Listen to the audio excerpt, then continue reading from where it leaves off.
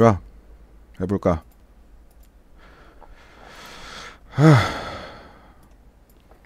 안녕하십니까, 규 선생입니다.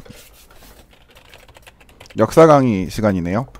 다시 시험 시즌이 시작되었으니까 강의를 올릴 거예요. 이번 시즌은요, 이상한 암기법을 좀 강요를 할 겁니다. 기억나요? 우리가 일본에 합병될 때까지 발생한 사건을 암기했던 방법.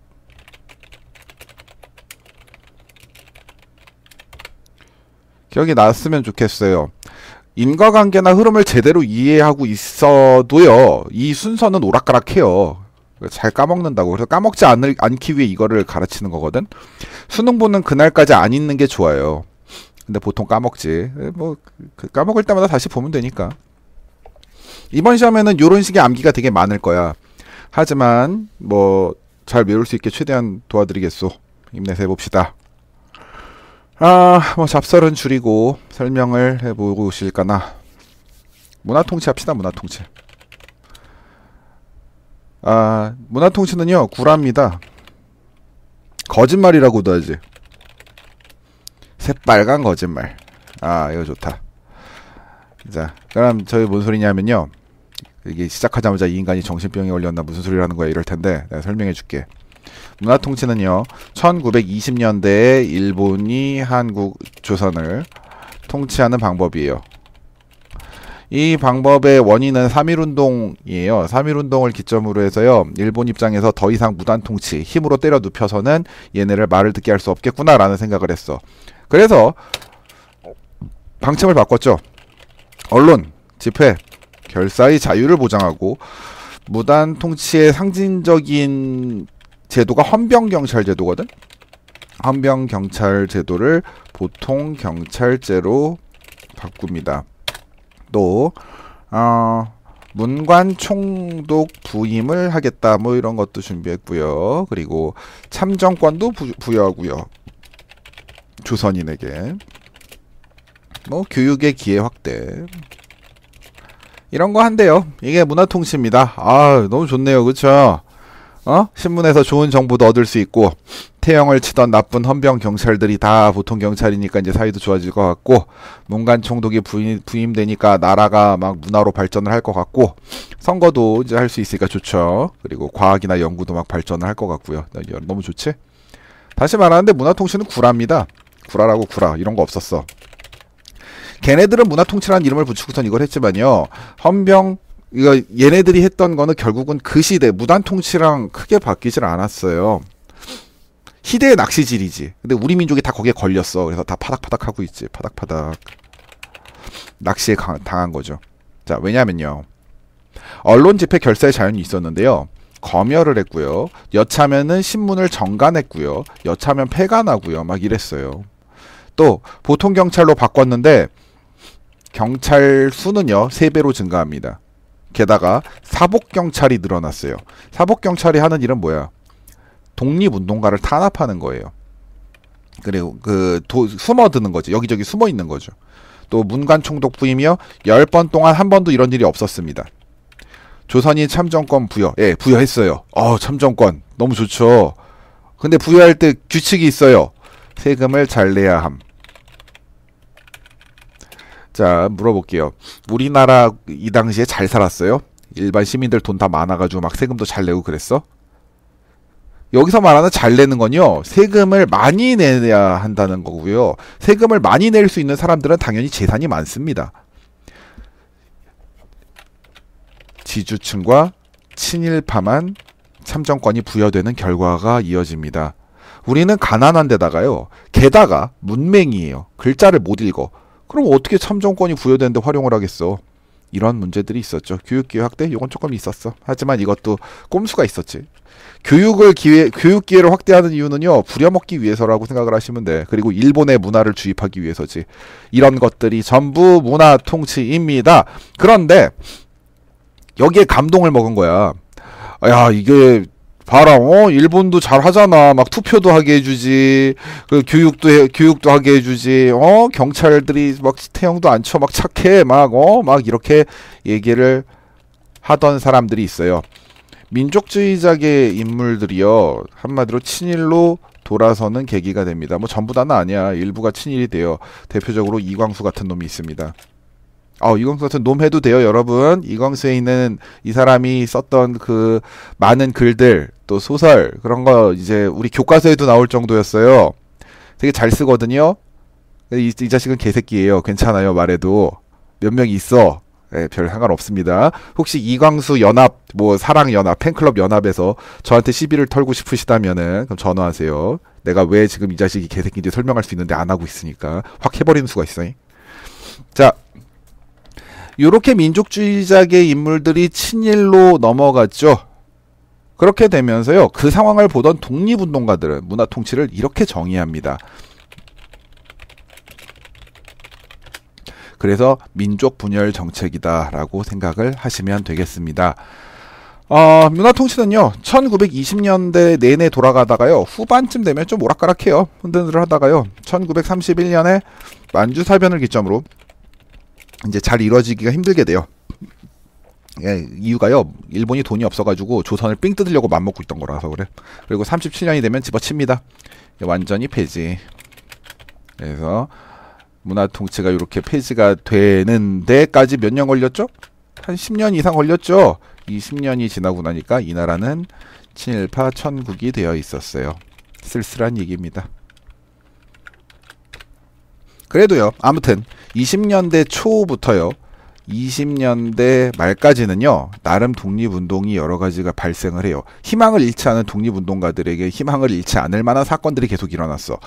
요 타이밍에 우리나라의 민족주의와 대항하는, 혹은 민족주의와 겸행할 수 있는 또 하나의 세력이 등장해요. 그게 바로 사회주의입니다.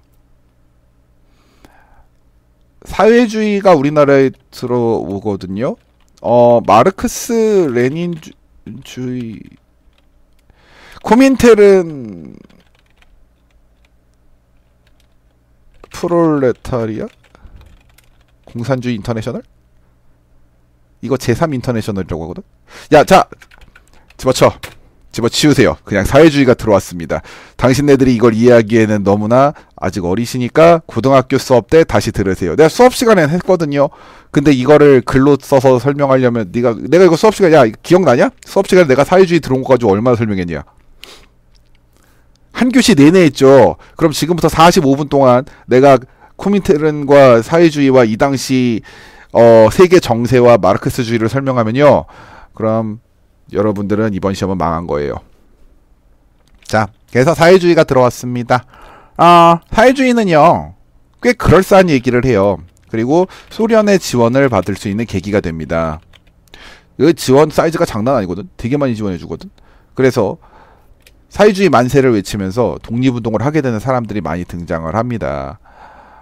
우리나라나 아니면 뭐 냉전 시대를 겪은 분들은요, 사회주의, 공산주의 이러면은 빨갱이, 대밋 막 이러면서 날뛰시는데 그렇게 날뛰면 안 돼요. 그건 올바른 게 아니야. 여러분이요, 역사를 전부 다 배웠어. 역사를 상당히 잘 알고, 그리고 모두 이해를 한 다음에 거기에 대해서 불평하는 건 괜찮다? 이건 말도 안 됐어. 괜찮아요. 개인 차니까 난 이게 싫을 수도 있지. 근데요, 쥐뿔도 모르면서 딱 한 장면만 보고, 혹은 한 사건만 보고 그걸 기준으로 삼은 다음에 나머지를 다 안 보는 거는 올바른 분노법이 아니에요. 아무튼요, 사회주의가 한반도에 전파되면서 우리나라의 독립운동은 사회주의와 민족주의로 나뉘게 됩니다. 이 당시의 대표 사건을 말씀을 드릴 건데요, 사회운동을 먼저 말씀드릴게요. 사회주의 쪽에서 상대적으로 영향을 많이 준 거야. 농민운동, 노동운동, 소년운동, 여성운동, 그 다음에 형평운동이 있어요. 이 사회운동들은요, 전부 다 확실하게 알아놔셔야 돼요. 내용이 뭔지. 근데 되게 쉽다. 잘 봐라. 농민운동 하면은요, 이 시대의 농민들 기분이 어땠을 것 같냐? 기억나요? 바로 앞 강의에서 했죠. 일본에서 뭐하고 있었어? 요 타이밍에서 한미 증식 계획하고 있었어요. 그럼 산미 증식 계획의 후유증으로 아주 그냥 정신이 오락가락 하겠죠. 진짜 피곤하지. 얘네들이 시키는 것도 많고 할 일도 많고. 근데요, 이 상황에서 지주가 횡포 부리고 있었거든. 그러니까 농민들이 아 정말 살기 힘드네, 니네다 좀 적당히 좀 해 라고 얘기를 하게 됩니다. 그래서 일어난 것이 소작쟁이에요. 아 뭐야, 소작쟁이요. 가장 유명한 것은 암태도 소작쟁이입니다. 암태도 같은 경우는요, 소작료가 7알이었어. 7알. 이제 이거를 소작쟁이를 해가지고 결국 낮추는데 성공했던 게 암태도 소작쟁이입니다. 노동운동. 이 당시 노동시간 12시간이에요. 우리나라 역사에서 노동자들에게 가장 긴 노동시간이 부여된 것은 유신인가? 유신 시대도 되게 길었는데 유신이 더 길 수도 있어. 자, 아무튼 이때도 진짜 길었거든. 하루에 12시간 노동을 하다니 이를 어떻게 이래. 그래서 어쩌면 현대일 수도 있겠네. 그래, 현대일 수도 있겠다. 근데 현대는 주말에 쉬잖아. 그 주 5일 아니죠. 네, 안 하는 분들도 있죠. 자, 12시간 노동이고요. 그리고 근데 임금은요, 돈 주는 거는 일본인의 절반이었어요.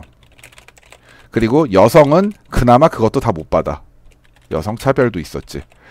그러니까 이런 거 하지 말라고 일어난 게 노동운동이고요. 대표적으로 원산 총파업이 있습니다.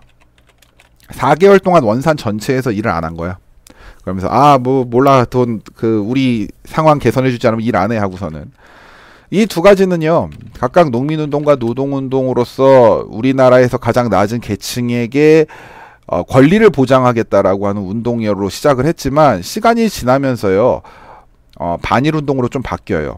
어느 정도 경향이 그렇게 돌아갈 수밖에 없는 게, 이 당시 이 사람들의 지주, 여기 어디 갔어? 예, 지주, 이런 사람들, 그리고 여긴 일본인의 절반밖에 못 받지. 일본, 요런 사람들은 다 친일 세력이나 아니면 일본인이었거든. 그래서 반일운동으로 바뀔 수밖에 없습니다. 소년운동, 이 당시에요, 어린 사람은 사회적 약자였어요. 근데 천도교라는 종교와 방정환이라는 소년들의 영웅이 나타나서 어린이날을 만듭니다. 어린이날만 만든 게 아니고요, 아이들의 인권을 위해서 많은 노력을 했어요. 자세한 건 나중에 뭐 수업 시간에 아니야, 이건 자세한 거 안 할 거야. 귀찮아요. 게다가 이걸 말하면 꼭 너네들이 되게 불타올라. 자, 여성운동 하겠습니다. 여성의 지위가 향상되어야 된다. 또 여성들이 계몽해야 된다. 이 두 가지가 걸려 있어요. 그리고 요때 지원 단체가 근우회가 있어. 근우회는 신간의 자매 단체인데 뭐 나중에 신간회 할 때 얘기해 줄게요. 아니야, 지금 얘기해요. 그래서 여성운동 대표 단체가 근우회예요. 근우회라고 하는 거는 여성들의 권리를 위해서 많은 노력을 했죠. 나중에 친일로 넘어가지만. 그리고 형평운동은 백정들을 대상으로 했어요. 백정이 뭐 하는 사람이야? 도살이죠. 도살업을 하던 사람들인데, 우리가 신분제도는 없어졌지만 사람들이 머릿속에 박혀있는 게 남아있단 말이지. 뭐 제도가 없어졌다고 끝이야? 그래서 백정의 자식들은요, 학교를 못 갔어요. 학교에서 안 받아줬어. 그러니까 백정들이 야, 우리도 너네랑 똑같은 시민 됐는데 왜 이래? 라고 하고 얘기한 게 형평운동입니다. 뭐 백정을 포함해서 이 나라 하층 계층민들에게 평등을 강조하는 운동이 형평운동이야. 이거 사회주의 영향 많이 받았어요. 이게 사회운동입니다. 문제 없죠? 혹시 뭐 잘 모르겠으면 돌려봐. 근데 여기 쉬워서 돌려보지도 않을걸? 여기 어려워요. 이제 민족주의계 운동을 할 건데요. 민족주의계 운동의 두 가지는요, 물산 장려 운동하고요, 그리고 민립 대학 설립 운동입니다. 물산 장려 운동은요, 우리가 만든 것 우리가 쓰자라고 적혀 있는 게 있어요. 그 광목, 그러니까 목광. 예, 우리가 보기엔 광목이라고 써 있지. 그런 거. 여기에서 수작업을 중심으로 하는데도요, 우리가 만든 걸 우리가 쓰자라고 해서 그 신토부리를 강조한 거야. 이게 물산 장려 운동이에요. 왜냐하면 이 시점에요, 일본 기업이 우리나라에 되게 많이 들어와 있었고요, 걔네들이 계속해서 그걸로 이득을 내고 있었어. 근데 걔네들이 이득을 내면은 걔네가 성장하고, 반대로 우리나라 기업들은 죽겠죠. 그러니까 야, 그건 좋은 게 아니야. 우리가 만든 걸 우리가 써서 우리네 기업을 살리고 일본 기업을 죽이자라고 하는 게 바로 물산 장려 운동이에요. 이건 조만식을 위시로 한 자본가들이 모여서 이걸 했어요. 그래서 근데 결국은 망해요. 뭐냐면 이런 거다. 잘 봐라. 고무신을 예로 들자. 우리가 고무신이 일본 거가 10원이에요. 그리고 우리가 만들었어. 그랬더니 고무신 똑같은 고무신이 나왔는데 이건 12원이야. 좀 비싸요. 기술이 없어가지고. 그런데 여기에 플러스 질도 나빠. 그래서 꽂은 고무신. 아 이거 좀 말이 그렇잖아. 안 좋은 약간 구린 고무신 이런 게 만들어졌어. 자 그럼 뭘 쓸까? 보통은 앞에 걸 쓴다고. 근데 물산 장려운동은 뒤에 걸 쓰자는 거거든. 자 이거 쓴다고 치자. 자 썼어요. 그럼 이제 어떤 일이 일어나는 줄 아세요? 구린 고무신 값이 올라요. 값이 오르는 이유는 만들 수 있는 생산량은 얼마 안 돼. 우린 수작업으로 했잖아. 생산량은 얼마 안 되는데 값은 올라가니까 구매자가 많아지니까 값이 오르죠. 우리 사회시간에 다 배운 얘기잖아. 값이 올라가지고 이게 한 50원 된다 칩시다. 이게 말이 돼요? 이 상황까지도 여기까지는 우리가 아무리 애국심 쩔지만 이렇게 못하잖아. 그지? 그래서 망합니다. 물산 장려운동의 실패의 가장 큰 이유는 그냥 우리의 생산력이 안 됐어. 그리고 다음 밀립대학 설립운동이요. 이상제라는 독립운동가가 있어요. 이 사람을 주축으로 해가지고요. 조선의 대학 설립을 투자를 유치해보자라고 하다. 유도에 가깝다. 투자를 유도하자라고 하는 거야. 많은 자본가들이나 혹은 독립운동가들 혹은 일반 시민들까지도 여기에 투자를 해주세요라고 말을 하는 것이 바로 밀립대학 설립운동이야. 왜 대학을 설립하려는데? 아까 물산장려운동 왜 망했다고? 우리 기술이 안 됐다고. 그럼 기술을 올려야죠. 대학이라는 곳은 기술을 배우는 곳이고 과학을 배우는 곳이야. 그러니까 대학을 많이 만들어서 우리 사람들을 가르쳐야 된단 말이지. 그럼 이때 우리나라에 대학이 있었느냐라고 물으신다면 없었다고. 우리나라 안에는요 순수 과학대학은 커녕 아무 대학이 없었어. 그러니까 대학을 좀 만들자 이런 얘기예요. 했는데 뭐 망하죠. 깔끔하게 망합니다. 총독부가 방해도 했어요. 막 이것저것 헛소문도 퍼뜨렸고. 근데 그게 아니어도요 이거 자본이 모일 수가 없어요. 너무 돈 많이 들어요. 됐어요. 이렇게 보시면 돼. 그 다음 야 이거 경성 대학이 뭐 일본이 이것 때문에 경성대학을 지어줬네 어쩌네 그러는데요. 그건 아니에요. 그냥 이 타이밍에 짓고 있던 중이야. 그러니까 이건 얘기 안 하는 거야. 학생운동 할게요. 학생운동은요 60만세 운동 해야 될 것 같은데 60만세 운동 무조건 해야 될 것 같고 그리고 또 뭐 해야 되지? 아 갑자기 기억이 안 나네. 기억 안 나니까 내가 그냥 나은 대로 할게. 광주 학생 항일운동 해야 될걸? 이 두 가지 말고 또 하나 더 있는 것 같은 느낌이 드는데 들락말락 하는데 왜 기억이 안 나지? 내 기억이 안 나요. 이 두 가지만 할게요. 아마 중학교 때까지는 괜찮을 거야. 자, 60만세 운동은요. 순종 황제 인산일이라고 불러요.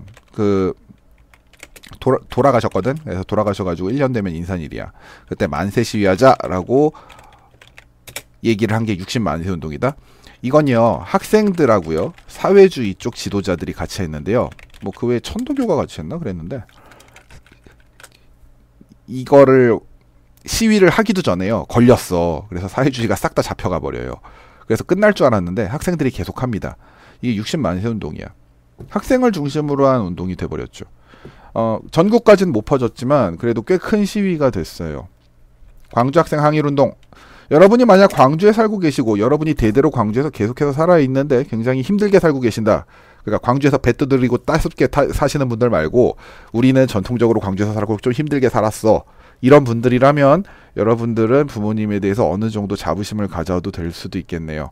광주라는 곳은요. 동학농민운동하고요. 광주 학생 항일운동하고 그 다음에 광주 민주화운동 이렇게 세 가지의 사건에서 우리나라의 좀 운동의 성지 같은 곳이 되고 있죠. 좋은 곳이에요. 좋은 곳이어야 돼요. 좋은 곳이죠. 물론 모든 분이 다 그렇다고는 말 아니에요. 네, 괜히 어그로를 끌지 않겠어. 광주 학생 항일 운동 같은 경우는요. 이런 스토리야. 일본인 학생이요. 조선의 여학생을 희롱했어요. 막 댕기머리 잡아당기고 그랬대. 그랬더니요. 요 사촌 동생이 싸움을 시작했어요. 그래서 이제 다 이겼지. 때려 눕혔지. 그래서 일본인과 조선인들의 대규모 패싸움이 시작됩니다. 학생 싸움이죠. 근데 학생 싸움인데 경찰이 합류하고요. 그리고서는 경찰이 투입해서는 조선 학생을 구타하기 시작했어요. 조선 학생들은 이걸로 충격받아가지고 신사참배를 거부했지. 막 그 당시에 있던 기미가요 부르는 것도 거부하고요. 그리고 야 일본 이 자식들하고서 되게 막 빡침 상태였어요. 근데 일본인 교사들이요 학생들을 시켜가지고 조선 학생들을 그 폭행을 합니다. 그것 때문에 시위가 시작돼요. 그 다음 광주 시민이 합류하고요. 전국으로 확산되는 사건입니다. 이걸 지지했던 게 신민회예요. 아 신간회요. 아 내가 아까 신민회 그랬니? 아 나 오늘 또 그거 말 잘못한 거 있나 보다. 신간회가 조사단을 파견해서 그 광주 학생 항일 운동을 지지를 합니다. 신간회요, 신간회. 신민회는 진짜 옛날 거죠. 그 비밀 결사 신간회 말고 신민회 말고 105인 사건으로 해체된 거 말고 네 신간회요. 지금 말하는 건 신간회야. 그럼 신간회가 뭐냐면요. 신간회 야 이참에 설명하고 가. 이거 더 이상 늦어지면 안 되겠어. 신간회는요. 민족주의하고요. 사회주의가 양쪽이 서로 반목했거든 원래. 근데 많은 사건을 겪으면서 특히 60만세 운동 같은 거나 아니면 뭐 밀립대학 설립운동도 마찬가지야. 저런 것도요. 다 양쪽을 한 팀으로 만드는데 영향을 많이 줘요. 그래서 새로운 관계를 만들었습니다. 새로운 신 관계 간자 사이 간자 새로운 사이를 만들었죠. 이러면 안 까먹어서 그래. 이게 바로 신간회예요. 신간회가 한 일 중에 가장 중요한 일은 광주 학생 항일 운동에서 조사단을 파견해서 전국으로 확산되는데 큰 영향을 줬다. 근데 결국은요 신간회 안에서 내부 분열로 사라져요. 뭐 총독부도 방해를 많이 했고요. 다음 이제 국외 무장 투쟁을 배워보겠습니다. 봉오동 전투, 그 다음에 훈춘 사건, 청산리 전투, 간도 참변 순서예요. 요거 두 개는 순서 바꾸는 데도 있어. 교과서에 따라 다르고요. 아예 훈춘이 안 나와. 그래서 정신사 나와가지고 설명해 드릴게요. 지금 이게 1920년대 국외 무장투쟁이에요. 왜 국내는 없나요? 국내는 무리예요. 국내에선 더 이상 활동이 불가능해요. 이미 다 싹 쓸려 나갔어요. 봉오동 전투는 어떤 식으로 시작되냐면요. 아니야, 그냥 결과만 보세요. 대한독립군 홍범도 장군이 이끌었어요. 홍범도 장군이 이끌었던 대한독립군이 일본군을 때려 눕힌 거. 이게 봉오동 전투입니다. 기습해서 이겼어요. 그래서 그것 때문에 일본이 기분 되게 상해가지고 훈춘 사건을 일으킨다. 중국 마적단에게요. 훈춘이란 도시 이름이야. 저게 훈춘을 공격할 것을 요청합니다. 그리고 이걸 공격을 해준 다음에 해서요. 훈춘에 있는 사람들이 많이 죽거든. 이때 훈춘에 있던 일본인 공사가 터져요. 물론 그 공사엔 사람이 없었어요. 당연히 다 뺐지. 그래서 공사관이 터졌는데 이건 조선인의 습격이야. 이렇게 말을 합니다. 그리고 나서 조선인의 습격이니까 일본에서 복수해야죠. 근데 누가 했는지 모르잖아. 사실 중국 마적단이 한 거니까 누가 어떤 조선인이 했는지 모르지. 그래서 조선인을 다 죽이겠다고 간도 참변 준비한다. 그래서 그 올라오는 일본인을 상대로 벌인 전투가 청산리 전투예요. 그러니까 순서가 애매한 거야. 훈춘 사건의 결과가 간도 참변은 맞는데 청산리 전투는 훈춘 사건 바로 다음에 일어났어요. 사실은 순서대로는 그래서 이거 별로 안 중요해요. 자, 봉오동 전투에서 이겼던 대한독립군이 일단 합류하고요. 그 다음에 북로군정서 김자진 장군의 북로군정서도 합류합니다.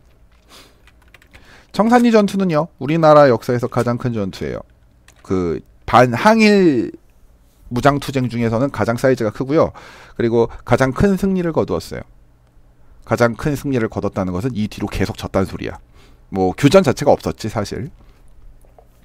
이렇게 청산리 전투를 승리로 이끌고 났는데 간도 참변이 일어나죠. 일본에서 올라오면서 다 죽였어. 나쁜 놈들이. 그 새끼들 어떻게 하면 좋아 라고 하지만 너무 많아요. 그래서 간도 참변을 피해서 도망갈 곳을 정합니다. 모든 만주에 있는 독립군들, 간도와 만주에 있는 독립군들을 소집한 곳이 바로 자유시예요. 그래서 일어난 게 자유시 참변입니다. 이 당시요, 한국 독립군은요, 김좌진, 홍범도, 지청천, 서일 등등등등 정말 많은 사람들이 이 당시에 우리나라에 있던 히어로가 여기 다 모여 있었어. 어벤져스지. 한국 독립군을 모아서요. 러시아 적군이 있어요. 이제 러시아가 백군과 적군이 싸우고 있어. 운동회가 아니고 내전 중이었는데 러시아 적군과 연합을 하려고 처음에 갔다. 그래서 우리 같이 일본과 싸워봅시다 라고 했어요. 적군 좀 도와줄 테니까 우리가 일본 싸울 때 좀 도와주소 이런 식이었지. 근데 러시아 적군에서요 얘네를 무장해제시키고 자기 부하로 만들라 그랬어요. 그래서 교전이 시작됩니다. 한국 독립군 입장에서는요 무장해제를 시키고 부하를 만든다라고 하는 걸 납득할 수가 없었어요. 그래서 교전이 시작됐고 이 교전의 결과 많은 독립군이 희생됩니다. 자유시로 갔던 것 자체가 완벽한 실수였죠. 어쩔 수 없죠. 이거는 이렇게 될 줄을 몰랐지. 하지만 이 당시에 이 한국 독립군에서 자유시 쪽으로 사람들을 유도했던 서일이 자결합니다. 나 때문이요 하고 서일 장군이 자결해요. 서일 장군이 아마 대한독립군을 창설한 사람인가 한 사람이에요. 홍범도 장군하고 이어져 있던 사람으로 아는데. 네, 아마 맞을 겁니다. 대한독립군의 서일 장군이 자결하고요. 또 홍범도 장군이, 우리가 이상하죠. 청산리 대첩에서 봉오동 전투 청산리 대첩에서 홍범도 장군이 다 이겼잖아. 근데 이후에 역사에 홍범도가 안 나오거든. 그 이유가요. 홍범도 장군이 카자흐스탄으로 강제 이주당해요. 그리고 사망합니다.